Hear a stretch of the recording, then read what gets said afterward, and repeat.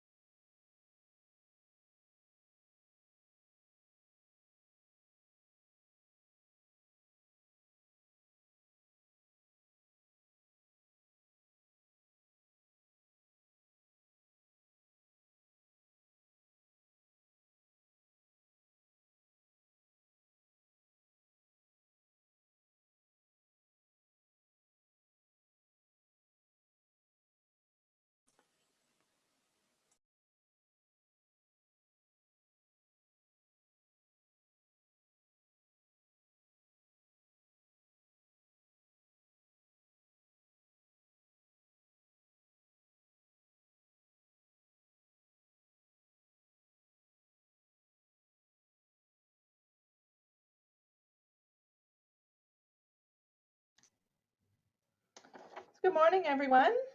We're going to get started. It's 11 o'clock right on the dot here in Atlantic, Canada. So we're going to get going. I know there are a few more people that will be joining us. I'm glad you could be here today. I'm Erin Smith. I'm the Executive Director of the Nova Scotia Association of Community Business Development Corporations, CBDCs for short. Today, we're going to provide you with an overview of international financial institutions, IFIs for short. So you got to love all the acronyms that we create. And I must say, my favorite in the context of these webinars is OLIFI, the Offices of Liaison with International Financial Institutions. It's a really fun one to say. I like that acronym. Before we get into the agenda, I thought I'd give you a bit of background on how we ended up here today. For me at the CBDC, we provide financing, training, and advice across Atlantic Canada to business owners, and we're always looking for ways to support business growth. So that's why we see value in webinars like these ones. Exporting is so important, and the opportunities that are available with IFIs are another tool in our tool belt to assist companies. And my organization acts as a project proponent for a number of export projects like trade missions and export training. So it made sense for us to be involved in this in-depth look at IFIs. As we've worked through the planning phase of this webinar series, our main objectives were to provide you with an overview of what IFIs are, how they work, and what you need to know about working with them. The next 3 webinars after today will go into more details on 3 different IFIs, the World Bank, the Inter-American Development Bank, and the Caribbean Development Bank. So I hope that you'll join us for those webinars as well. The link was the same to register for all of them, so hopefully when you signed up for today, you also signed up for the other 3. We've got a number of speakers on our agenda today, and we left time for questions at the end. We'll ask that you use the Q&A function that's on the bottom of your screen there with all of the other pieces of information for Zoom. And if you prefer to verbalize your question, you'll have to ask us in the chat to unmute your mic, because we've taken away that ability for you to do that yourself. And I'd be remiss if I didn't highlight the support of the Atlantic Canada Opportunities Agency. It's their funding support that makes webinars like this happen. And we're really pleased to have Craig Williams, International Business Development Account Manager with ACOA, here with us today. He's going to start off the webinar. And Craig, once you've completed your remarks, I'll leave it to you to introduce our remaining speakers on our agenda today. Craig? Thank you kindly, Erin. Really appreciate it. Paula, could you bring up the presentation, please? First, want to say thank you to Erin and the Nova Scotia Association of Community Business Development Centers for being our partner on this. Erin and her organization has partnered with us on a number. She's highlighted some that I have not been involved in, but annually she and her organization works with us on our Cuban mission, on our Costa Rica and Panama mission, and a number of other trade projects. So it's a pleasure working with Erin and her group. It always helps for the projects to be executed and followed through smoothly. So I greatly appreciate it. On behalf of the Atlantic Canada Opportunities Agency, I'd like to welcome all the participants on our virtual session here today. We're really excited about this session. We think that it holds a great deal of potential for a select group of companies in Atlantic Canada, and it's our aspiration that we create a greater insight through this session and the following 3 sessions that focus on the 3 Canadian or the 3 IFIs that operate in the Americas, in which the Canadian government are shareholders in. I'd also like to recognize a few individuals on the call today because it's very pertinent. They are deep into this subject. First of all, I'd just like to recognize Lee Johnston with Global Affairs Canada, the IFI Trade Commissioner of the World Bank and the Inter-American Development Bank out of the embassy, the Canadian Embassy in Washington, D.C. Welcome. And if we were in person, I'd ask you to stand up. As well, our colleague is Tammy Braywith, who is with Global Affairs Canada, the IFI Trade Commissioner for the Caribbean Development Bank out of the High Commission in Bridgetown, Barbados. We want to welcome you. These are key contacts that we're going to drill into, and as Erin has alluded that they are IFI officers and I am a PSLO. We'll get into, stay tuned, we're going to drill down into that, but essentially we are people that are here to help on this. I also need to recognize the hard work and commitment of our consultants that did a lot of the heavy lifting on putting this together today. And even just as we were getting on the call and having a brief conversation, both Michelle and Christine were saying that, you know, how easy it was to work with these guys because Paula and Arturo and Lucia Sanchez make it simple, and they were delightful. So thank you very much for putting this together. Last night when I was going through the registration list, I was looking at the, you know, who was going to be sitting in on this. And, you know, I saw a list of individuals, companies, and trade professionals who over the years have joined in on missions.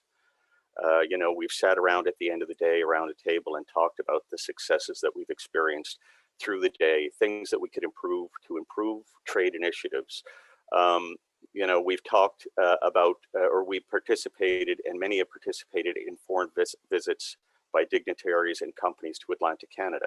You've hosted them in your companies, in your homes, on your yachts.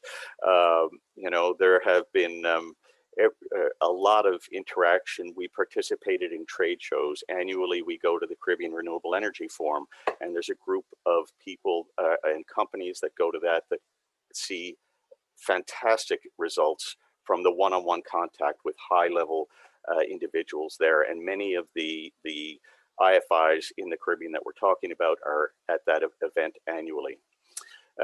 We engage in information sessions with our partners to host. We also offer trade training with the province and NSBI to be able to advance trade professionals in their craft. We're definitely a community in Atlantic Canada focused on increasing our region's exports, and we're great. There's a great group, and it's a privilege to be able to work with these companies. Both the Atlantic Canada Opportunities Agency and the Nova Scotia Association of BDCs are excited to be hosting this session on international financial institutions. For most businesses in Atlantic Canada, IFIs are, I would say, nebulous creatures. So it's our hope here today that over the next 3 weeks, we can create a much clearer picture of international financial institutions in the Americas by providing insights, defining access, and discussing opportunities. Paula, can you give me a slide there, please? And the next one. Actually, I'm sorry. Can we just go back? I am just gonna, how we outline this, and many of you have already seen the agenda that was circulated. This is what we're covering here today. But the real meat of this presentation is the success stories in which Christina Becker-Burke and Michelle Calderon will be speaking following my overview of IFIs. And then there'll be, as Erin has suggested, there's going to be questions and answers at the end. And next slide, please.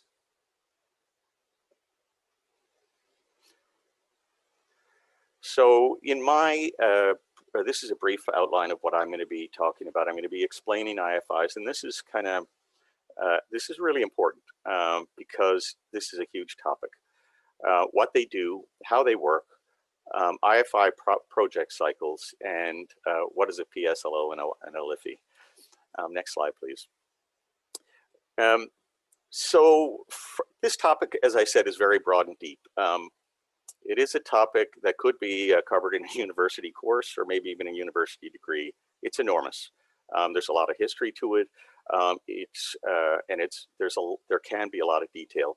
It's not necessarily difficult. One of the issues is it depends on how you've been introduced to it and what your entry point was, and if you built out your awareness from there.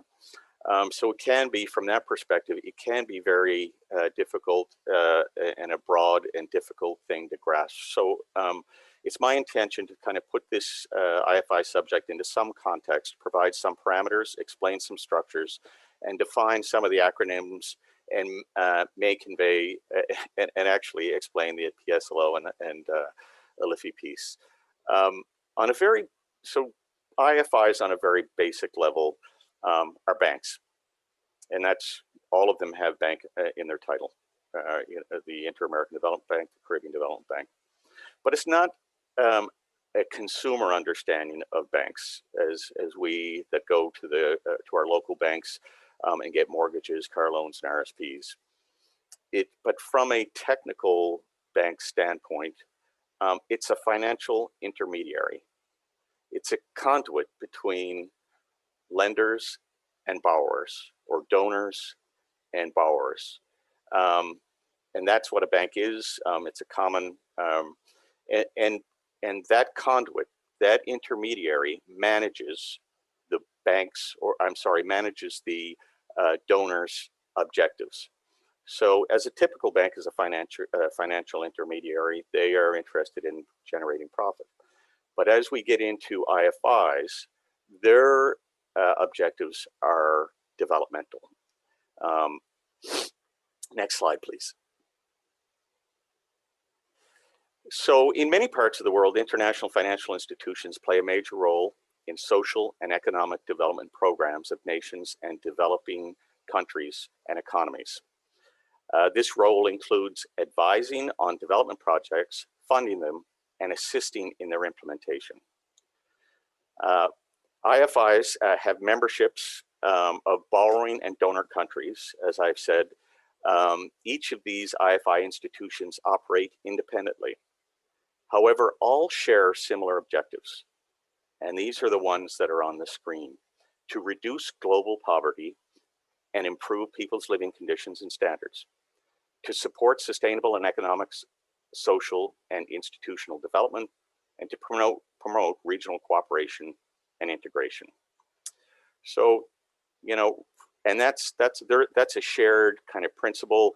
If you went into the mission statements of each one of the IFIs, the language would be different, but these are the shared overall principles in which they operate. IFIs achieve these through loans, and we'll use the term commonly loans, but we're really meaning loans, credits, and grants.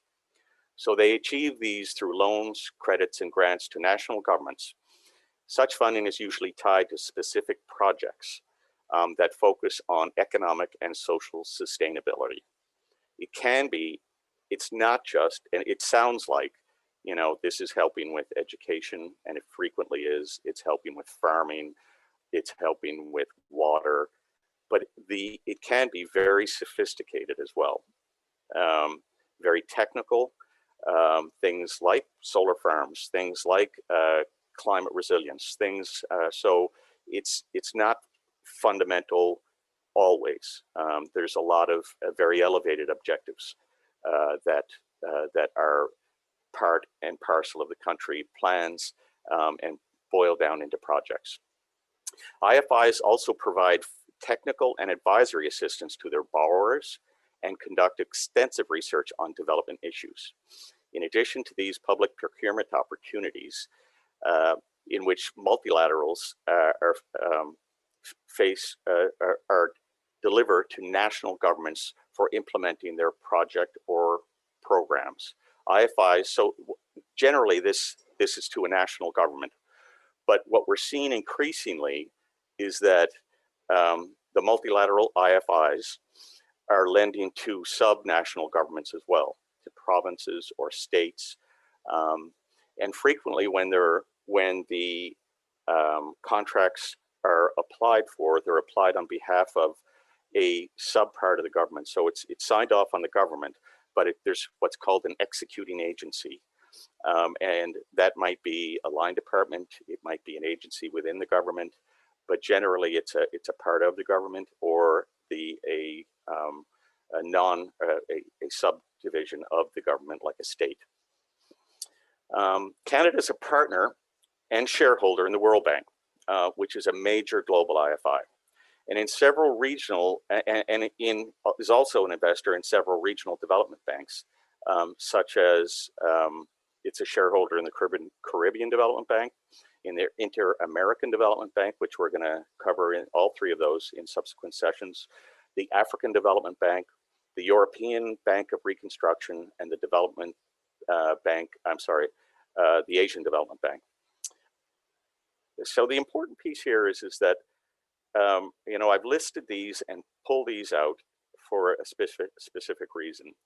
And these banks are highlighted. If you go to any of the Canadian Global Affairs website information, they highlight these 6 IFIs. And the reason that they do is because Canada is a shareholder, as I suggested, but also Canada's membership in these IFIs permits Canadian firms and individuals to compete for procurement opportunity in bank-funded projects and programs. So that gives us and our companies that opportunity. That's not the case with all IFIs. Some IFIs, you know, many IFIs are only allow companies that are residents of their shareholders. So it creates a barrier for us. Some, but they're not all like that. Some, it depends. Okay, next slide, please. I want to just kind of break out, and it's important to understand when we talk about IFIs, there are multilateral IFIs and there are bilateral IFIs. So just the next slide. And really, when we're looking at a multilateral IFI, it's a international financial institution, a bank that has multiple donors. And so, for example, here, this is a small graph of the Inter-American Development Bank, and you can see the green are the donors for the borrowers that are in orange. So for the Inter-American Development Bank, the borrowers are in Central America, the Caribbean, and in South America. So that's where it focuses. But the donors are Canada and the United States, but also Norway, China. You can see a host of European countries. In fact, there are 22. I think they have them listed there as non-borrowing, but are donor countries. So there's multiple donors, multiple receivers. Next slide, please. However, for bilateral development banks, they're typically one donor, and generally most countries have their own bank, and there are hosts of these. Generally, they're from, and there's hundreds actually of these. You know, there's the French Agency for Development, which is one that's listed there, and USAID. These generally come from taxpayers' dollars. Not always, but generally come from taxpayers' dollars from the government, and the government defines its own development objectives, and then they go to projects that they define, and there may be multiple different motivations for them running their own bilateral development bank. But again, there are hundreds of these, whereas with the multilateral, there's probably a couple of dozen. And they're broken into, they're global. There's a handful of global ones, but then there's regional. The majority are regional, and then even there's sub-regional. So global would be the World Bank, would cover developing countries around the world. But then there's regional, like the European Bank of Reconstruction and Development, would cover the European continent for developing countries, but as well sub-regional. So the Caribbean Development Bank is a good example of sub-regional. There's also specific, there can be specific IFIs. So for example, there is an Islamic Development Bank. There are a Latin Development Bank, for specific Latin countries. So it's quite broad, and there's a lot. It can be diced many ways. In the next slide, Paula, if you could slide, please. I'm just gonna just made up a schematic here of the banks, the IFIs to which Canada is a shareholder, and you can see, you know, the IDB, the one we just made reference to, in that light blue circle. That's the area it covers, and each one of these has an acronym, of course. So the IDB and the CDB, the Caribbean Development Bank, which is in the yellow, the African Development Bank, and then you move around to the Asian Development Bank, as well as the European Bank of Reconstruction and Development, and then the World Bank, which I don't have an overlay, but covers the globe for all developing countries. Okay, I'm just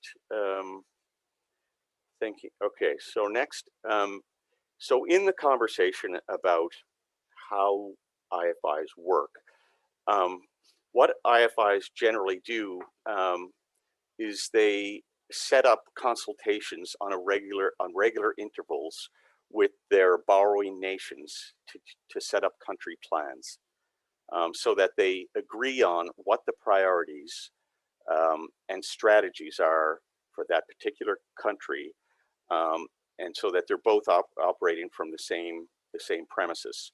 And this can be a great place for companies to start to do research as to where might be a good fit for their particular product or service or energy. And these are published on, you can go into the Global Affairs site and get the country plans, or you can go to each one of the specific IFIs and look at the country plans and figure out if you're interested in thermal heat. You know, you can find out if there's companies that have this as a priority, and then you can drill down and contact the in-country representatives for that particular bank and have a conversation. Okay, and next slide, please. Over the last number of years, IFIs have made considerable progress in harmonizing the ways that the procurement of goods and services. Because these are all separate organizations, and some of them are enormous. So the World Bank is about 16,000 people. They're institutions. They're almost like governments in their own right. So they develop processes. There's a language almost for like writing for the federal government of Canada. There's a way you write that's not the same as what it is in the private sector. Well, similarly, in the ways and the structure and business for the IFIs, there's a way of doing things which is unique to them. There's a language and a format which is unique to them. They've evolved independently, but they become harmonized. Generally, the World Bank has been setting standards for IFIs, and the smaller ones have been adopting a lot of their processes. They're now using similar policies and procedures, although the interpretation of these approaches may still vary at the level of the individual institution. All IFIs use country strategy documents, as these are fundamental to establishing an IFI lending priorities for a particular country, based on the country's own vision for its long-term development, and written by the IFI. The document lays out the IFI support program for the nation. And usually it depends. There's different periods for these. Sometimes they're 3 years, sometimes they're 5 years. Country strategy begins by analyzing the causes of poverty within the population and identifying the key areas where the IFI assistance can reduce it most effectively. This establishes a foundation for the IFI's future activity in that country, which can range across the entire spectrum of economic and social needs. The development of the country strategy involves extensive discussion. So it's not imposed. There's a lot of research and there's negotiation with many stakeholders, including government authorities, representatives of civil society, non-governmental organizations, development organizations, and the private sector. The discussions are crucial to the success of the strategy because they promote collaboration and coordination among the various national players. And again, those strategies are posted in many places, but for the 6 IFIs that we referenced, they're on their websites and they can be found quite readily. And I think probably, and I'll reference this as well later, but what we'll do is we'll put together a conclusive or inclusive sheet of references that we will share in subsequent sessions. So looking at project cycles, so it's important. So they negotiate a project plan, a company plan. Then the country looks at projects that they want to initiate over the period that plan covers. And so the way that it works is that the country under one of its agencies or looks at initiatives, and they put together a project for submission to the IFI. And this is how, and that process from developing a project to approval, execution, and evaluation is called, what's referenced to is the project cycle. And each IFI has a project cycle. And they're slightly different, but this is primarily the things that they have in common. All IFI funded projects are implemented by the borrowing countries. So even though the IFI provides the funding, the borrowing country actually implements, executes the project, not by the same IFI providing the funding. However, all borrowers must follow the IFI rules and procedures throughout the entire cycle. This is intended to guarantee efficiency and transparency in the use of funds. The project cycle, which has similar stages for all IFIs, is the framework for the design, preparation, implementation, completion, and evaluation of a project. Business opportunities occur throughout the cycle, so becoming familiar with it will increase your chances of identifying an opportunity and securing a contract. You should be aware though that project cycles are often last for several years. So being involved in a project from start to finish can require a substantial long-term investment on the company's behalf. However, a small components within a given project cycle can provide many short opportunities. In general, these are the stages. There's, and the next slide, please. Identification. This is where the IFI and the borrowing country identify as projects that are appropriate for the country's development strategy and suitable for the IFI support, because the IFI has its objectives as well. And frequently pre-feasibility studies are often required at this stage. Next is preparation. Once a project has entered the project pipeline, the borrower and the IFI technical staff study and define it further. The actual design and preparation of the project are the borrowing country's responsibility. During this stage, the borrower and the IFI frequently hire consultants to help with feasibility studies, detailed project design, and the assessment of the project's environmental and social effects. From an appraisal perspective, IFI staff conduct in-depth assessments of the technical, feasibility, and economic elements of the project. The appraisal phase of the IFI's responsibility and culminates in the project negotiation. And this is very similar to government lending programs. This is the due diligence portion. And I receive applications, and we fund at ACOA very similarly to this, and work with executing agencies like the Association of Nova Scotia CBDCs. Negotiation, the IFI and the borrower negotiate the funding agreement. So it can be repayable, or it can be a loan or a credit. And the project implementation plans. Negotiations result in a loan or funding document that is presented to the appropriate IFI's board for approval. So there's a final contract that says, we'll provide this money in this fashion for you to execute a project as defined like this. Implementation and supervision. Next slide, please. So the implementation of the project includes procurement. This is the responsibility of the borrower and is carried out with minimal IFI assistance.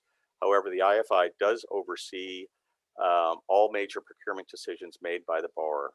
Most of the funds are spent during this phase, so during the implementation and supervision stage, which provides a bulk of the procurement opportunities for the contractor. Lastly, slide please.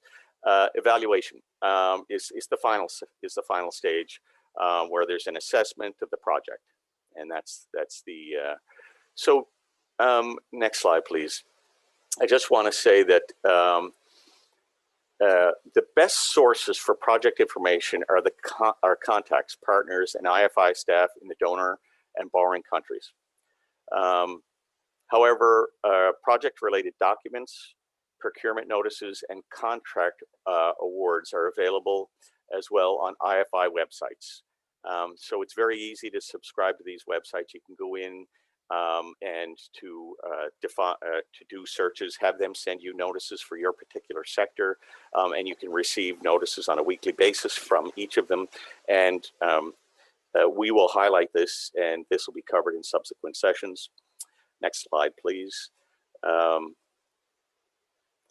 Just a little bit on the PSLO. We promised this is it's a network of 155 business intermediary organizations The one here in Nova Scotia is ACOA, and I am the PSLO. There's about 10 across Canada. We're in about almost 100 countries around the world. It's a function of the World Bank Group. And basically what we do is we facilitate local company contacts with the World Bank, but also it says the World Bank, but you know, it's all of the shareholder shares, all the IFIs that are the Canadian government has shares in it. We act as a voice for the national private sector in advising the World Bank and IFIs. We also are kind of like a lightning rod for events that happen in our jurisdictions. So we frequently host events like this, but when people from IFIs, the various different IFIs come to town, they frequently contact us first to help organize events. Slide, please.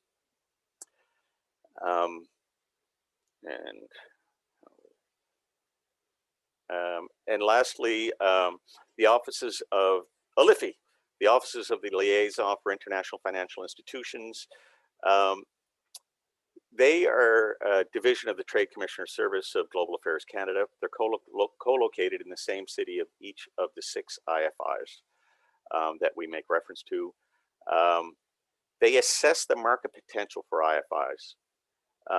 So your market potential. So if you're interested in pursuing business with an IFI, you can contact these our LIFI offices, and they'll kind of say, well, yeah, I see a fit clearly, or they may point you in another direction. They may say that this is a perfect fit, or maybe there's not. They identify qualified key contacts within the IFIs, which is a critical skill because, as I've said, some of them are enormous. They resolve problems and coordinate Canadian participation in key events. Slide, please. And this is where they're located, the 6 offices. And the next slide, please. And there is a tremendous resource. If you're looking for more information, broad information on IFIs, Google the Trade Commissioner Service IFIs, and they have a good overall view with links to all of the 6 IFIs that I've referenced. And again, we will put together a directory. We are putting together a directory of great resources that we will circulate in subsequent sessions. Thank you very much. I hope that was helpful. This is exciting. There's a ton of information, but now less academic and more experiential presentations. And our first presentation, sorry, just getting a bit of reverb there. First presentation is from Christina, Christina Becker-Burke. I'm not sure what. Who is the Christina Becker-Burke is Vice President of the International Programs and a member with the CADMIS group, and is a member of the executive team. She leads the company's international strategy and is responsible for the international development, sustainability, and energy teams. She has worked in numerous jurisdictions around the world and has deep experience working with island economies. Christina has worked with a wide range of international organizations and companies to support clean energy transitions, energy sector reform, resilience, building policies, and strategies to reduce investment barriers. She supports a suite of clients in the US and internationally with organizational planning, strategy, and change management. Over to you, Christina. Welcome. Thanks, Craig. Thanks, Craig. And a big thank you to the Government of Canada, the CBDC, and Alcoa, as well as Beyond Ventures Group for hosting me today. It's a pleasure to meet all of you. And I'll just dive into who we are and our experience in the Latin America, Caribbean region, in the LAC region. Next slide, please. CADMIS is a consulting firm. We are a sustainability and resiliency company. We advise governments in the private sector on strategies to develop low carbon, resilient energy systems and to prepare and respond to climate related risks. We do this by combining our capabilities in renewable energy and energy efficiency, energy programming and planning, electric mobility, adaptation and resilience strategy, risk assessment, and disaster preparedness and response. And so as a firm, we pride ourselves on being very multidisciplinary and pulling multidisciplinary teams together to support our clients with sort of identifying, developing plans for and implementing their sustainability and resilience strategies. Okay, go to the next slide, please. We work globally. Everything shaded in blue are a snapshot of countries we've worked with, including Antarctica. Fun fact, we've done a bunch of some microgrid projects, even in Antarctica. So we worked for more than 25 years in the Latin America, Caribbean region. I'm going to focus today particularly on islands, and we'll explain why. As a firm, as you can see from the map, we've worked globally. In the energy sustainability space, we've really emphasized islands because of their critical role is being leaders and asking some of the frontier questions. It doesn't take that much renewable energy to then have to ask really critical questions about what is the future of an electric grid? What is the future of our energy market? How does this shift in sort of economic investment impact how we operate in our resilience? And we can extract those lessons learned to other economies, whether they're in a developing context or in a developed context as well. Next slide, please. We've, over the past 20 plus years, we've conducted thousands of projects globally, designed thousands of energy efficiency programs and renewable energy programs, whether that's on the design side or on the evaluation and implementation side. And then we've conducted hundreds of resilience and renewable energy projects, whether that be climate risk assessments, reviewing and providing governments or the private sector with guidance on how to develop or improve their standard operating procedures for responding to a hurricane or a wildfire plus COVID scenarios. And we've also worked with many countries as well as private sector clients on designing and implementing the renewable energy strategies and programs as well. We do this, I'd say in particular, we're known for drawing from our global experience and providing highly tailored support in the countries that we're supporting. By bringing in our own in-house knowledge and partners on the ground, as well as integrating local experts in all of our work. And we also pull in our expertise across the firm to deliver really multidisciplinary assistance and have a large crop of team members who are trained in facilitation, mediation, conflict resolution, so that we're able to integrate stakeholder-oriented strategies into all of our projects. We really find that successful implementation, whatever the project is or whomever you're working with, tends to be more successful when you plan at the outset how you're going to engage stakeholders, key decision makers, those responsible for implementation as well. Go to the next slide. In the Latin America, Caribbean region, we work with just about nearly every IFI, whether it's multilateral, bilateral, or regional. We have not worked with the Canadian government in Latin America, Caribbean yet. And I'd say the bulk of our work is with the World Bank, the Inter-American Development Bank, US government, USAID, and Germany's development agency, the GIZ. Those tend to be the 4 IFIs that we work with the most. Although, as you can see from this list here, we've worked with a wide suite of UN agencies, as well as regional agencies such as the Caribbean Development Bank and the European Commission.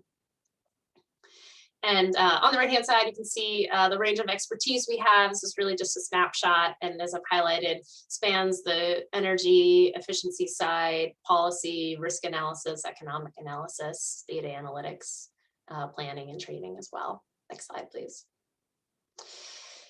How does Cadmus engage with IFIs? I tend to put it in 3 buckets. The main one is direct consulting projects. So they may hire us to, so we may be hired, just like an example, by the World Bank to support government of Jamaica on developing their e-mobility strategy. And so we ultimately have 2 clients, the World Bank and then the government of Jamaica, who we're working with. And so I work with them on a given project that way. And in successfully implementing that project, we also will be conducting stakeholder outreach and engagement, which involves engaging with other IFIs because there tends to be some, they tend to be active across many overlapping countries. They tend to have multiple consultancies underway or other project activities underway. And then there are also, of course, the government the government and local government activities that are underway. And so in every project we do, we are engaging with stakeholders from the private sector, from the relevant ministries, oftentimes with local regional governments as well, depending on the country we're working with. Sometimes we have regional projects where we're engaging with stakeholders across many different countries. And then we're engaging with, oftentimes engaging with IFIs to ensure that we're coordinating data asks when you work with, especially with smaller countries. But with all countries, there's limited capacity and a lot of asks for data and for input, and we try to coordinate those as much as possible just to make it easier for the host countries that we're working with. And then we also engage with IFIs through regional coordination efforts. Craig referenced the Caribbean Renewable Energy Forum, whether it's through regional events and conferences, whether it's through quarterly briefings or annual meetings of the IFIs. Those are all good ways to understand what the IFIs organizational goals are, and then what specific activities are underway in a given country or region or sub-region as well. And so as for those of you on the session today who are trying to expand your reach with IFIs, direct consulting projects is one way. And there are a lot of other ways to also start to build a network and to build relationships as well. And I think they're all very valuable. You click again. Great. So a couple of thoughts and what to know about engaging with IFIs. It's really important to understand the organizational goals more broadly, and then to review the country-specific strategies, as Craig highlighted. And as an organization, then you have to decide, are you targeting a specific country where you want to build your business? Are you targeting sort of a core set of service offerings that you're looking to offer in a specific country or to a specific IFI or more generally in the region? And then sort of develop your plan to engage with IFIs from there, whether it's through the PSLOs or through just cold calling, outreach, or introductions through the Canadian government. There are a lot of ways in which you can get to know IFIs. And so I would also strongly recommend, if you've identified, let's say, a couple of target countries and your core service offerings, it's worth doing your research on who's active in that space already, what is it that they're doing, who are some local and regional partners you could work with for future projects. It's IFIs and I'd say their country partners really value engagement with local counterparts. They're from the country, from the region. They know the issues. They have a different vantage point and history of engagement than is possible to fully have when you're not from that country. And so building up your network of local and regional partners is really important from not only to successfully win work, but more importantly to successfully implement work and have the impact that you're looking to have through your organization. And then when you find a specific opportunity to pursue, Whether it's a consulting project or another type of project, it's important to think about how it fits within the IFI life cycle, which Craig mapped out, and the ways in which your organization's offerings fit within those steps. So is what you're offering tie into a loan or a grant program? Is it, do you have a project that you're able to bring some co-financing towards? You're able to contribute and engage via project finance.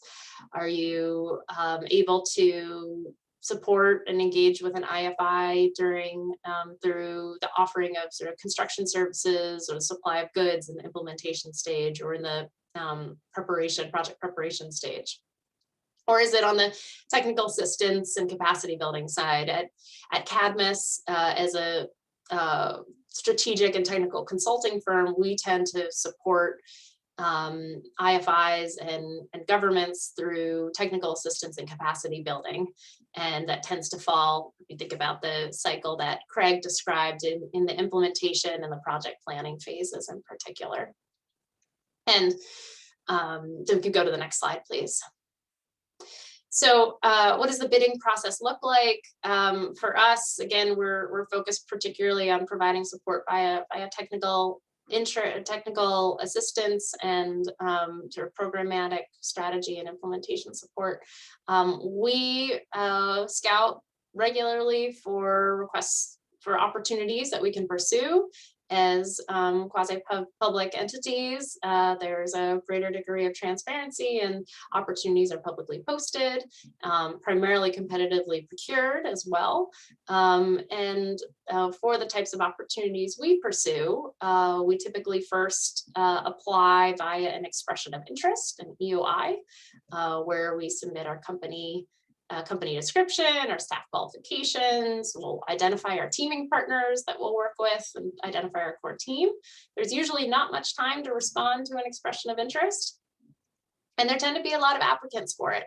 And then a subset are down selected and invited to submit a full proposal. At this stage, typically, and it varies by IFI, the bidding team will write a more detailed proposal with a full methodology and more detailed qualifications, have a price build up, and then there are a suite of requirements which vary by IFI as well. At this stage, if you're not selected for award, you can request a debrief, which I highly recommend you do. Typically debriefs are not offered following an expression of interest, but you can certainly, if you're not down selected, but you can still ask. And then if you are awarded, you may be just contacted and shared that you've been selected for award and to move on to contracting. And other times you're invited to a negotiation meeting prior to award where there could be sort of terms or elements that are negotiated. Sometimes negotiation meetings happen with multiple entities, sometimes not. And I'd say interviews are fairly uncommon. A lot of we're used to working with a lot of clients where interview is standard protocol, no matter the size of the contract. For at least a lot of the work that we do with IFIs, interviews are quite uncommon. That's sort of the high level snapshot of how the process works. And if we go to the next slide, I can highlight a couple of examples of projects we've done with IFIs. So one example is a project we did with the United Nations Development Program via their Japan Caribbean Climate Change Partnership. They hired us to assess progress that about 8 Eastern Caribbean countries were making as it relates to their national adaptation planning and their nationally appropriate mitigation actions, NAPs and NAMAs. Globally, countries around the world have created NAPs and NAMAs, most have, and they're an important element for a range of IFIs to engage with them and to understand what their priorities are, and for countries to have ownership over their plans and have concrete plans that they're trying to advance. And so UNDP hired us to conduct vulnerability and risk profiles for a suite of countries, review their NAPs and NAMAs, understand what types of progress they're making in implementing them, understand where they're getting stuck. And we're able to do that via field visits and stakeholder interviews. And so as I highlighted the ways in which we engage with different types of stakeholders and build relationships in regions, this is a good example of how we understood and interviewed a range of IFIs to understand how they're engaging with the support of NAPs and NAMAs, and especially focused on engaging with ministries and their implementing partners to understand where they're getting stuck and where UNDP could potentially help them get unstuck. And so in this project, we identified a suite of barriers, prioritized several recommendations for UNDP to take, and helped UNDP evaluate some of the active proposals in support of NAPs and NAMAs and prioritize them based upon our findings. So in this project, we were able to not only advise and support the beneficiary countries, but also help guide UNDP on what some of their priorities could be as it relates to supporting some of the next steps in their broader programming. Go to the next slide. The next project I'll highlight is a project that we recently launched in Jamaica in partnership with USAID, US government, and it focuses on strengthening energy sector resilience in Jamaica. And we launched in December, and it's a 3-year program working very closely with the public sector as well as with the tourism industry to unlock growth and investment in the distributed renewable energy generation and storage market, with a focus on increasing and supporting more energy sector resilience in Jamaica, under the philosophy that a more distributed grid that also has storage integrated in it will be more flexible to be able to operate and as well as to support recovery during or following any major storm or other hazard.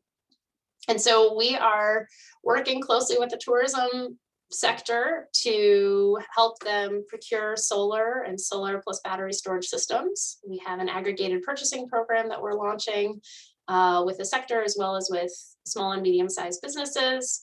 We're providing channels for accessing finance, have a suite of training for solar installers, including on storage safety and resilience. And then we are trying to help reduce barriers to investment by making it easier to navigate the landscape and the regulatory and policy environment as well.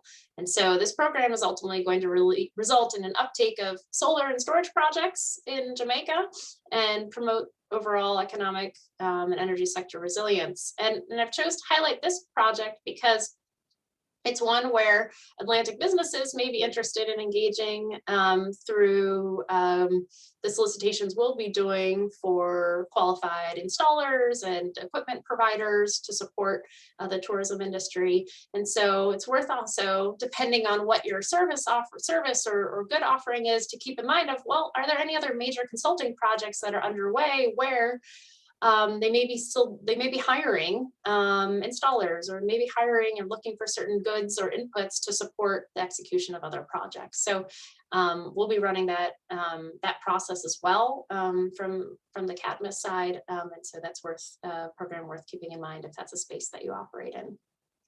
Then the final example I'll highlight is on the next slide. We worked with the World Bank over the course of a couple of years to help them set up an energy market development help desk.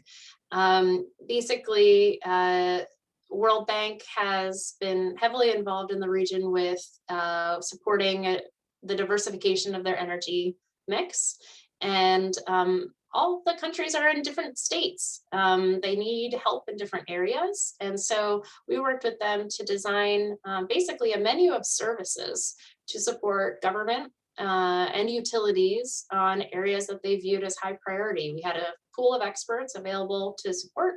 And depending on what the given country's need was, or utilities need was, we provided that on-call assistance. So whether it was training on training to on how to design renewable energy tariffs, whether it was conducting a grid study, updating grid code, or sort of conducting a techno-economic analysis of the potential for solar and storage and hydro. We conducted a suite of different types of projects, and I really liked this project because it offered a lot of flexibility to the countries that were eligible for support under the help desk, and it also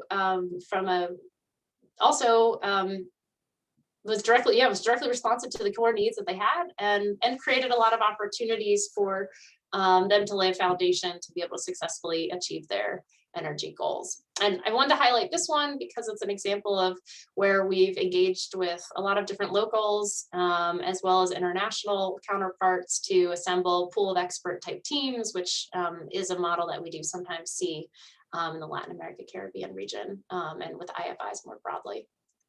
You go to the next slide. My final slide, to just share a couple final lessons learned, and happy to answer questions and discuss further in the Q&A session. I'd just say that there are many, many opportunities to collaborate with IFIs, as well as with the national and regional governments that they're supporting. They are quite accessible, so if there's an organization you want to get to know, just reach out. Craig highlighted a couple channels to reach out if you're looking for introductions, and then otherwise, if you have interesting experience and want to learn more, just reach out and get to know them, and you'll find that many of them are really quite responsive and want to get to know you as well. Successfully pursuing opportunities and successfully implementing them really does require understanding the cultural context and the organizational context of those who are funding you.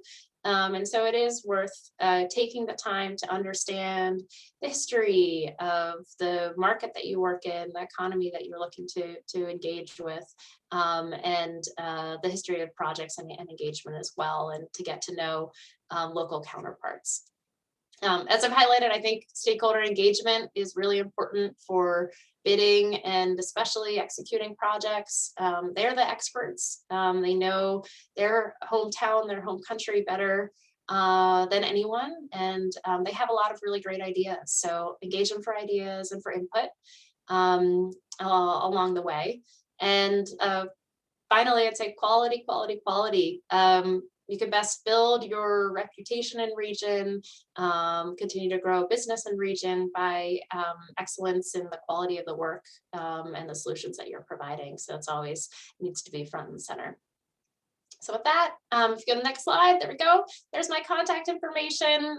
Thank you again for hosting me today, and look forward to the discussion part.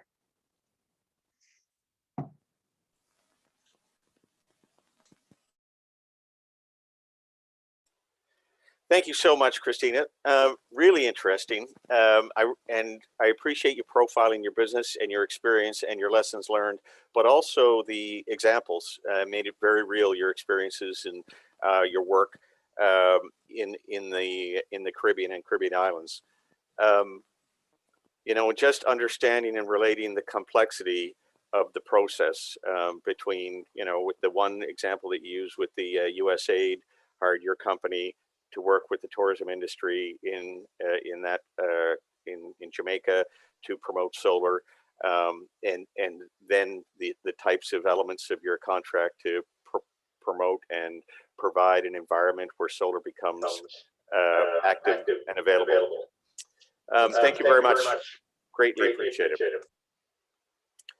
Next, I'd like to welcome Michelle Calderon, Director of IFI and Partnerships for O'Connell Air. Michelle is a experienced business professional in charge of business development in Europe and the US for O'Connell Air. Based in Washington, DC, her responsibilities include contacts with all the multilateral and bilateral aid agencies headquartered in both the United States and Europe for O'Connell Air. And leading international consulting, leading international consulting firm specializing in sustainable energy, working in North America and in developing countries and emerging markets. Let's welcome Michelle. Thank you.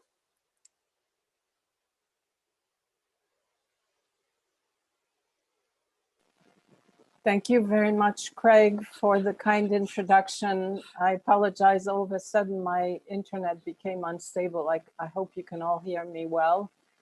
It didn't happen until the very last moment that Christina was speaking. So thank you very much, Craig, and thank you to the Government of Canada, ACOA, and the CBDC and the Beyond Ventures group for inviting me to present today. I'm happy to share a few of the learned lessons we have uncovered by working with the IFI for over 30 years. Next slide, please.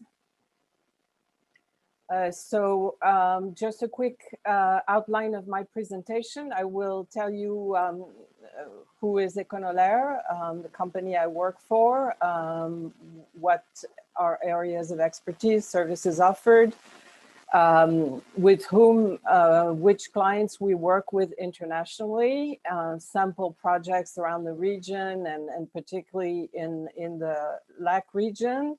What is our business development process at Econolaire? And then I'll tell you, like Christina did, I'll give you a couple of case studies of IFI projects that we won and carried out in the Latin America, Caribbean regions. And then finally, a few key IFI insights from the work we have been doing in this market. Next slide. So who is Econolaire? A Canadian consulting firm specialized in climate change mitigation through energy efficiency and sustainable energy. 40 years of experience in Canada and abroad. This year, 2021, is our 40th anniversary. The firm was created in 1981. And since that time, we have completed over 4,000 projects, assignments in over 150 countries. I think it's more 160 by now. We're not a huge firm. We're a medium-sized company, currently including 60 permanent staff located in Canada and the US. There's two of us here in the US, a colleague of mine in Portland, Oregon, and myself in Washington, DC.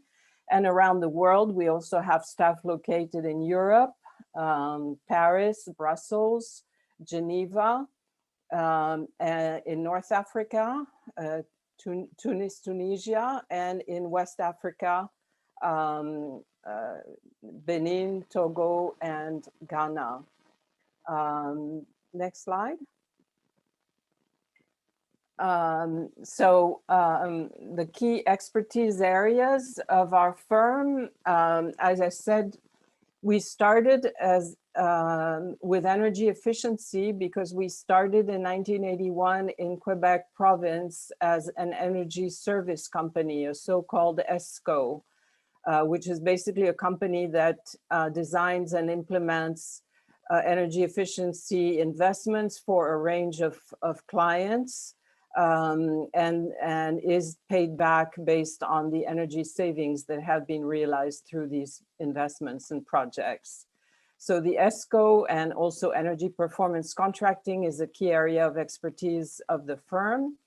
And since we left the ESCO business in the early 90s, we became a consulting firm, and we added all other areas of expertise related to energy efficiency, also renewable energy.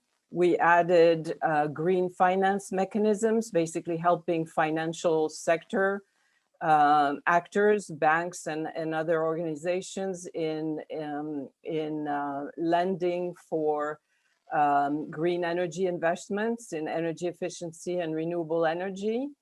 So from the technical side, we went on to the policy and the financial side. And then we added climate issues. And finally, more recently, over the last 4 years, we've worked a lot on the gender considerations related to the energy sector. And also, I'm sorry, I can't see this very clearly, but we work a lot on energy efficiency and sustainable energy program and project evaluation. So we have evaluation expertise in our team. Next slide. The sectors in which we work, so say we're working on energy efficiency projects related to the commercial sector, the residential sector, utilities, electric, gas, water, sanitation utilities in particular, industrial sector, and also very much the public sector, and by that is usually related to public buildings, whether central administration or municipal buildings, street lighting, networks, etc. Next slide.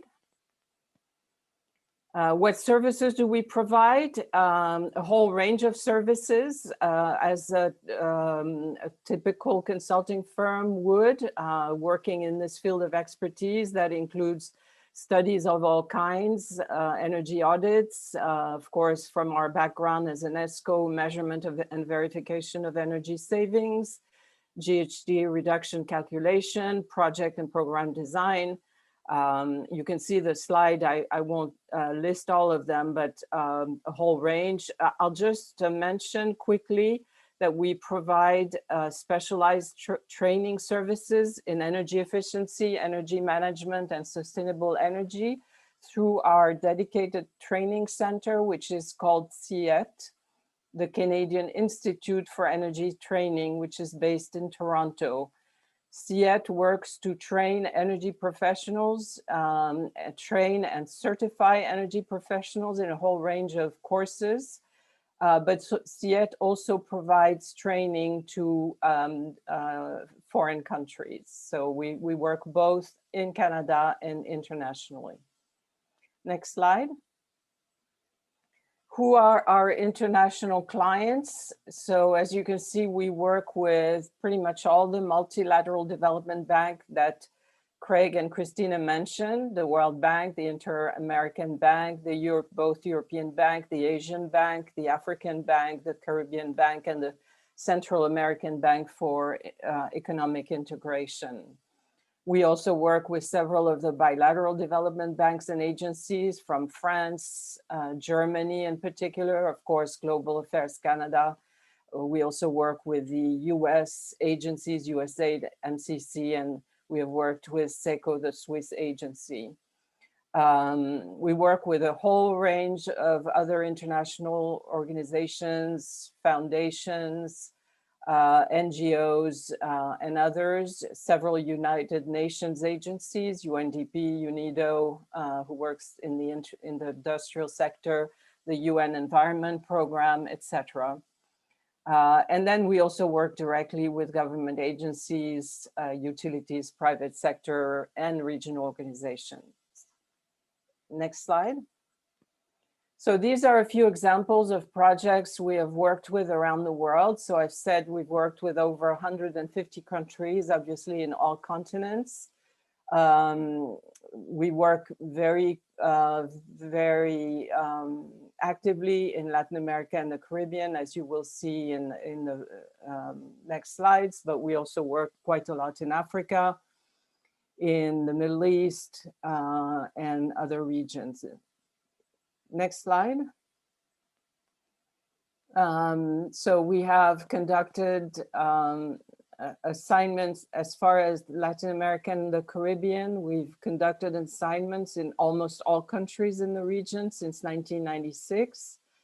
We have also built a network of local partners in pretty much all the countries we have worked with since that time. So it's been a long-term process, but one that's really helped us because as you will see later on, as a small and medium-sized firm, we're obviously not able to have all the resources in-house to help us work in all projects. So we do rely on partnerships with local partners in particular, but also international partners. Next slide. So how do we do business development? And by this, I mean focusing on the IFI market. So most of our business development is done by submitting bids and answers to calls for proposal. We have at Econolaire a dedicated development team of 5 full-time professionals. Our director for business development is based in Quebec City, our headquarters, and we have, including myself, several other people who work full-time on business development. So for 60 people, as you can see, 5 working full-time on business development is an investment, and it testifies to the importance given by our management to business development and working with the IFI market. We have also in our internal organization a big focus on business development. We have created regional and geographical lead experts. So there are several people within Econolaire who are specialized in one area, say green finance or climate or gender. They are some of our thematic leads that help with business development in their field and through their own networks of contacts. And we also have regional or geographic leads. So for pretty much all the regions, LAC, MENA, Africa, Asia, and Europe. And then all these people get together every 2 months for meetings that are internal meetings to strategize, talk about the recent wins we've had and the challenges we've encountered, and strategize for future development. So there's a really regular working together with not only the business development team, but pretty much all the company on business and strategy development for the firm. And also our experts and many of us regularly participate in conferences and webinars such as this one, networking, direct contacts with the IFI. We're active on social media, particularly on LinkedIn, etc. Next slide. How do we identify business opportunities? So this is really important. It's been mentioned by Christina, but the way we do is we scour, and we do this on a daily basis, the tendering websites that publish procurement notices, whether in calls for expressions of interest or requests for proposals from the IFI and other clients. So I listed a couple very well-known ones for those who work in the IFI market. We currently use developmentaid.org. It's an online, all of them are online platforms with a lot of resources on them. And we've also used devex.com. So both of these are very good sources for identifying opportunities.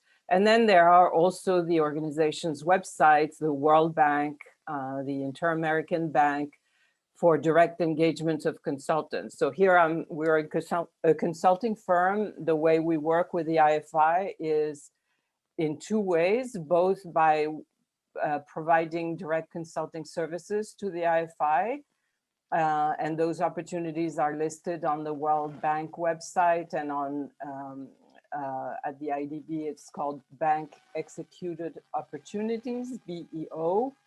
I've listed the links there. We also identify opportunities through direct contacts with IFI staff. Of course, since COVID, I haven't been able to make in-person meetings with staff at the IDB and the World Bank, but that was very much part of my job, and we've also done this more virtually in the recent past. We take quick go, no-go decisions. So once we identify consulting opportunities, we talk internally, we decide on partnerships. whether we are going for this opportunity alone or with partners. And also we bid very regularly. We submit on average 4 or 5 expressions of interest or proposal service offers per week. Next slide. So I'm going to give you 2 examples of successful projects, IFI projects that we have successfully pursued and implemented. One focuses on the Caribbean region, and one with the GIZ, the German Development Agency, and one in Argentina for the World Bank. Next slide.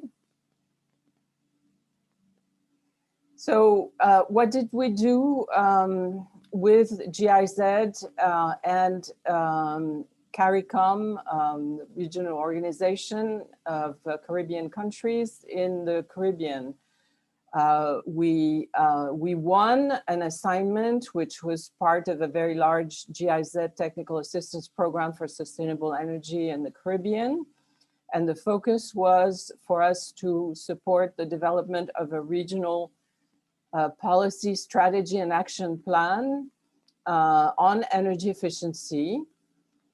For this, we built a team with several Econolair experts, but also several external consultants, most of them locally based in the Caribbean. Next slide.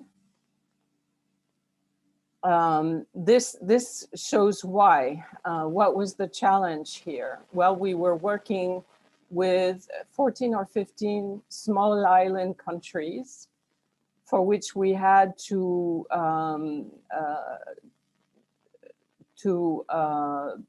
collect a large amount of data in many different sectors. So next slide.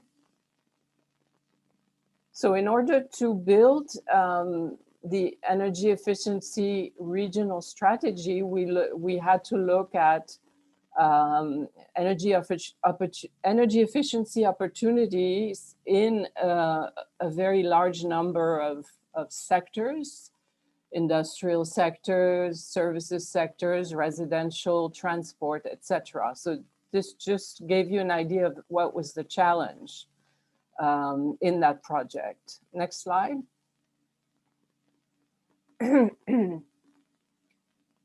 Excuse me. So we started strategizing before the issuing of the request for proposal by GIZ. Excuse me.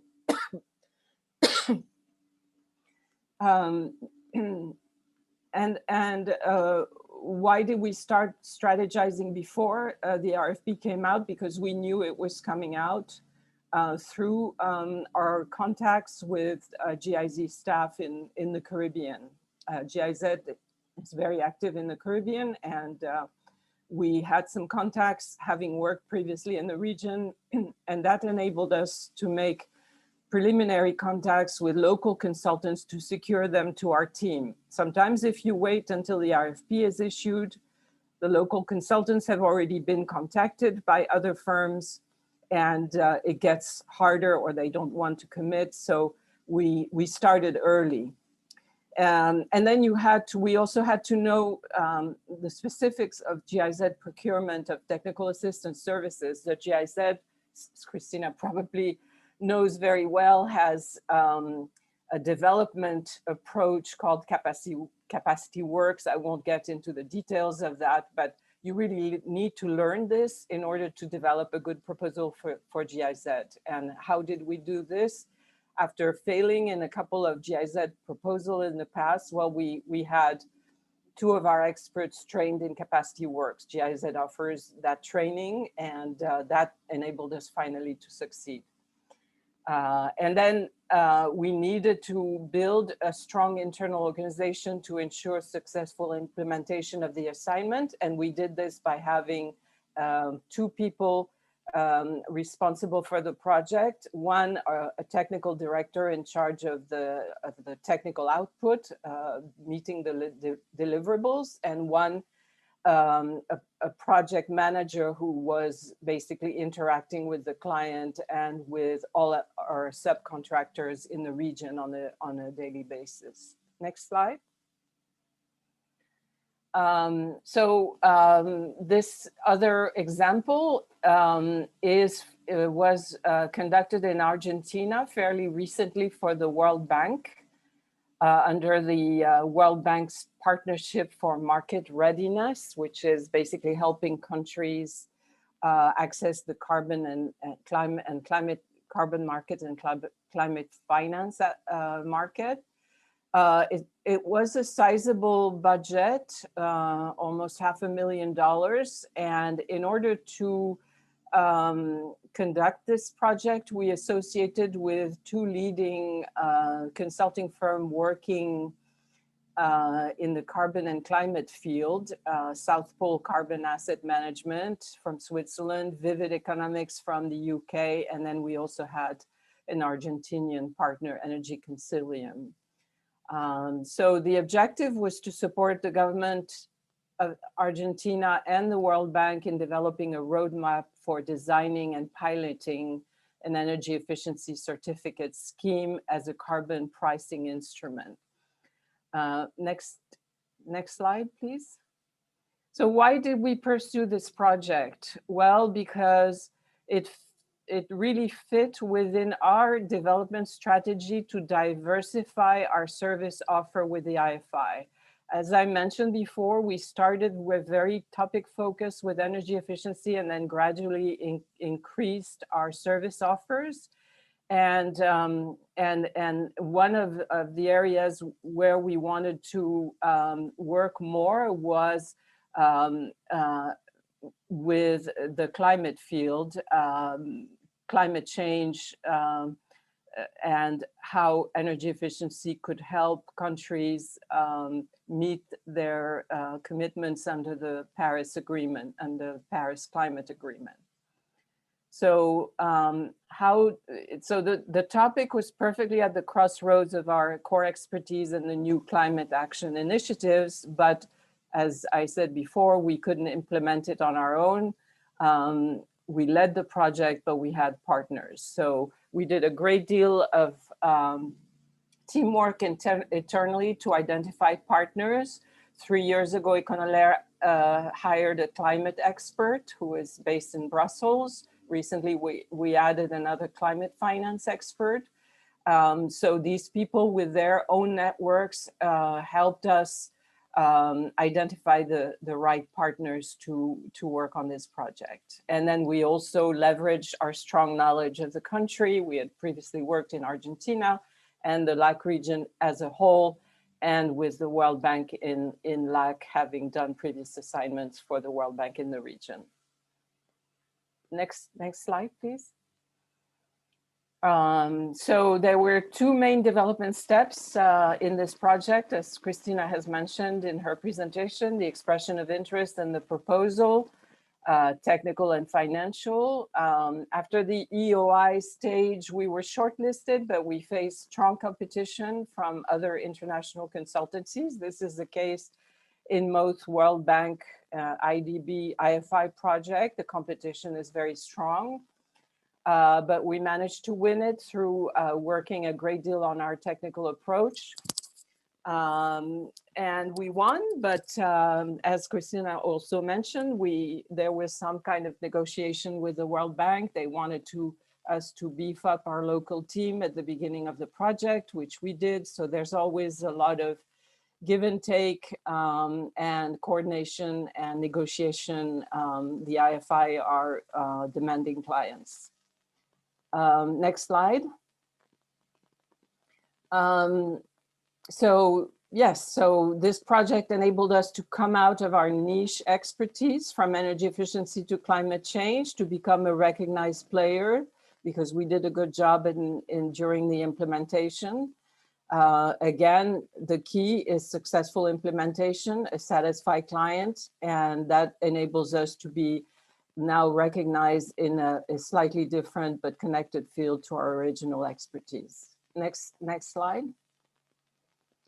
What are Key insights of working with the IFIs. Well, you really need to invest in market intelligence. You really, as Christina also mentioned, you really need to know the market, to understand these organizations, to spend the time to learn about the projects, the countries, the project cycle that Craig mentioned, to analyze the competition, to see who you can associate with in order to beef up your own teams and successfully pursue projects. You need to monitor procurement opportunities. Like I said, we do it on a daily basis at Econolaire.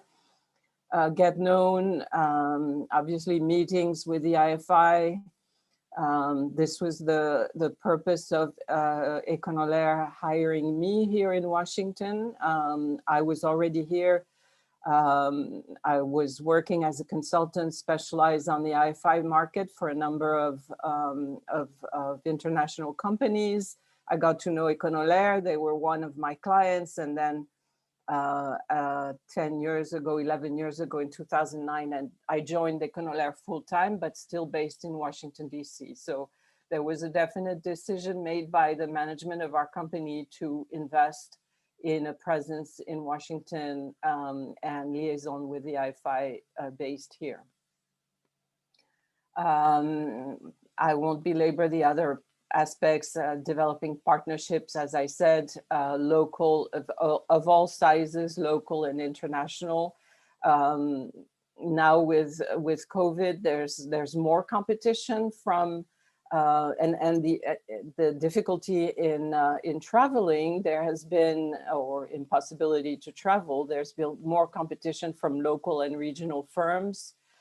So this is something where we need to we always focus on investing in these partnerships. Next slide. Another lesson learned: employ dedicated resources. As I said, this is what we do at Econolaire.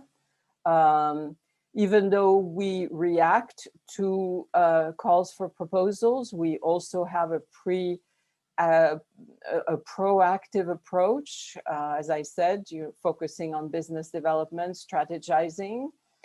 Be prepared. That's a very important point. As a consulting firm, if you want to access the IFI market, you need to have your references, past performance projects, evidence of capability written up so you can use them under the tight deadlines that the IFI provide for expression of interest. Sometimes it's a week with the World Bank or 2 weeks to prepare and submit an expression of interest. So you need to have all these materials at the ready, including your expert CVs, regularly update them with the new projects they have been involved with, your strategic alliances, and some of the IFI, particularly the European ones, focus a lot on administrative documents. So you need to be prepared with that as well.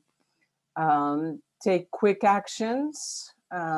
Decision-making process has to be quick. We cannot wait. If we have 2 weeks or 1 week for an expression of interest, we sometimes have to decide within 1 day or 2 days whether to pursue a project. And involve your experts as we do in the business development process. Feedback, we always ask when we fail to win a project, we always ask for a debriefing. We cannot ask, they won't tell you about the winning proposal or others bidders' proposals. They will only tell you what were the strengths and the weaknesses of your own proposal, but it's very, very important to get that feedback so you can improve in the future. Quantity versus quality, it's actually not versus, it's an and. You need to respond to many requests for proposals because the competition is so stiff. So in order to win one, you need to submit a lot, but at the same time, you cannot compromise the quality of your bid. So you have to work in all these fronts at the same time. And project implementation, as Christina also mentioned, excellence at the project implementation level is key. It's the best development tool.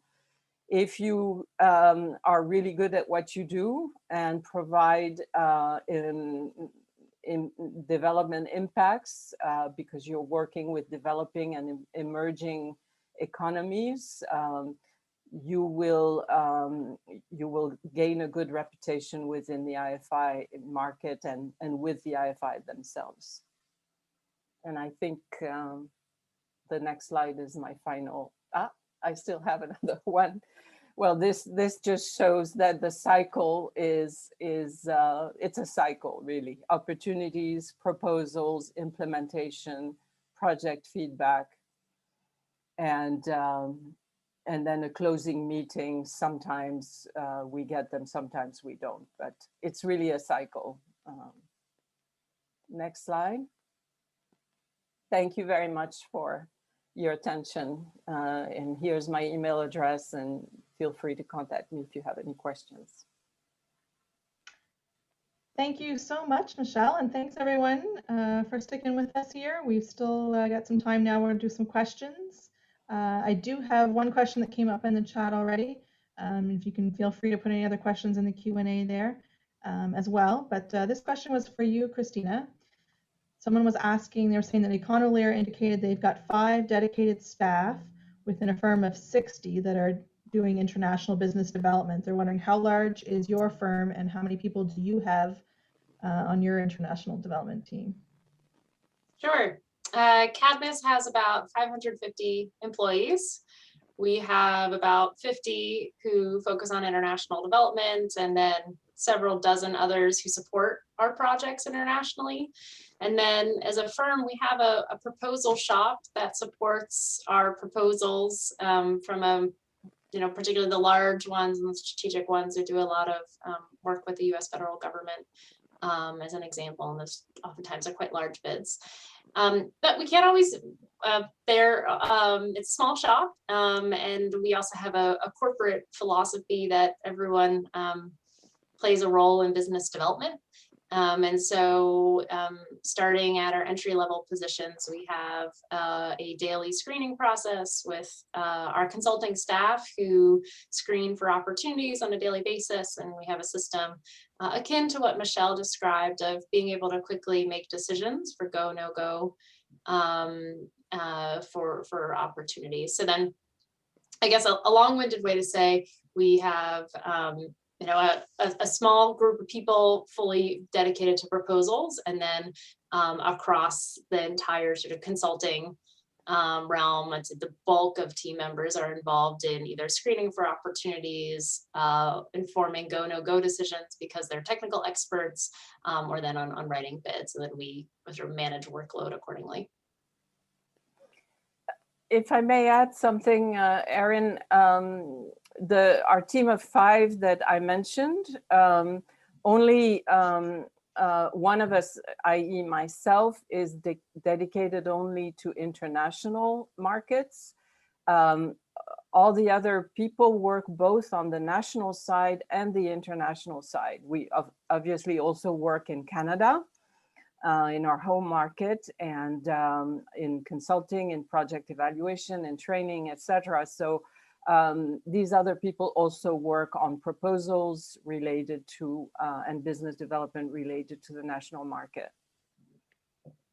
Perfect. Thanks for that clarification, Michelle. It helps. There's another comment there in the chat about just thinking like some huge barriers to overcome if you need a team that large to be able to kind of play in this field. But I'm happy to speak to that. You don't need a huge team. I joined Cadmus by acquisition, the firm I worked for before, Meister Consultants Group. We started out as a team of 5, grew to a team of 20, and then joined Cadmus by acquisition. And if there's work that you really want to do, you find a way to do it, and you can start really small. That's what we did as part of Meister Consultants Group. We started really small. I was gung-ho, really excited to expand that work, and started to win a couple contracts before it turned into a full-time role. And so also recognizing that it takes time, and you don't need a full proposal. You don't need to have a dedicated proposal shop. You just need to have ideally a champion or a couple champions who really want to do work, a certain type of work in a certain country or region or with certain clients. Perfect. So it's attainable. Absolutely. Yeah, organization is really important, as Michelle highlighted. I see a question, Erin, about someone being very discouraged by my presentation. I hate to hear this. Perhaps I can try to address that discouragement. I mean, it's true, the IFI market is a huge market, but think of it this way, it contains huge opportunities to bring income and to make inroads in a very large market. So, I mean, don't be too discouraged, because what I would advise is focusing on what is your core service offer, and then maybe one or two countries where you think you could be interested in participating, or you have comparative advantage, or that would enable you to access that specific market. So you don't need to look at 200 countries and think about going after all these opportunities all at once, but maybe focusing on one or two, and then trying to build partnerships and build a strategy based on that. As Christina said, you can certainly start small, and enthusiasm for this market, and there are resources. Craig mentioned the OLIFI network that provides a lot of resources for Canadian companies. The PSLO network can also help you. So there are resources out there. I hate to have discouraged you. Agree. Start small. We've been more successful with business development when we've been focused. We've had times where we've gotten very excited and said, okay, we're going to go after work anywhere. And that usually backfires.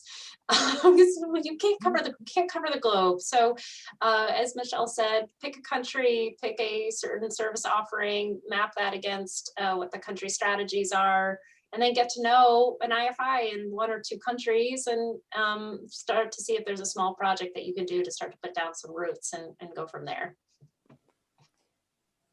Yes, and another strategy is also trying to identify the companies successful with the IFI in your field of expertise, and then approaching them and seeing if they will bring you on as a sub-consultant, if you're in the consulting field, or, I mean, Christina mentioned if you're a developer, she mentioned a project in Jamaica where, Jamaica, right? Where yes. That will, call for certain expertise areas, or call for certain companies to participate. So there's ways to do this as a consulting firm, or as an equipment supplier or project developer. There are ways to do this without investing tons of money at first, but through participation through others. Perfect. Thanks to both of you. And I don't see any more questions in the chat or in the Q&A, so I think we can wrap things up. I will let people know that we will be sending out the presentations and a copy of the recording from today. And I really want to thank Michelle and Christina for your time today. Craig, did you have any closing comments you wanted to make? Well, like yourself, thank you kindly for your time and energy on presenting your experiences and giving your lessons learned. That's invaluable. And particularly as you've kind of referenced different strategies for small to medium-sized businesses in Atlantic Canada, that, how to link into tapping into the in-country representatives in IFIs, the executing agencies, or through companies such as yours that might be looking for specialized resources that don't exist within your companies that you might want to subcontract. So really appreciate that. Appreciate your time. Just in closing, just want to remind everybody that we do have a really brief survey at the end of this for all the participants on the line. I think there's 5 questions, so please, if you could, that would be extraordinarily helpful to us in planning these going forward. And just a reminder that this is a 4-session series. There's going to be, we hope to see you all. We'll be calling you after if you don't show up. But we have another one next Thursday on April the 8th. And that's going to be a presentation which is going to drill down into the Caribbean Development Bank. The following Thursday is on April the 15th, where it's going to be focused on the World Bank. And lastly, on Tuesday, April the 20th, we're going to be covering the Inter-American Development Bank. So we're looking forward to seeing you all then. And in the meantime, thank you very much and be safe. Thank you. Take care. Thank you. Thank you. Bye-bye. Bye. Thank you, everyone.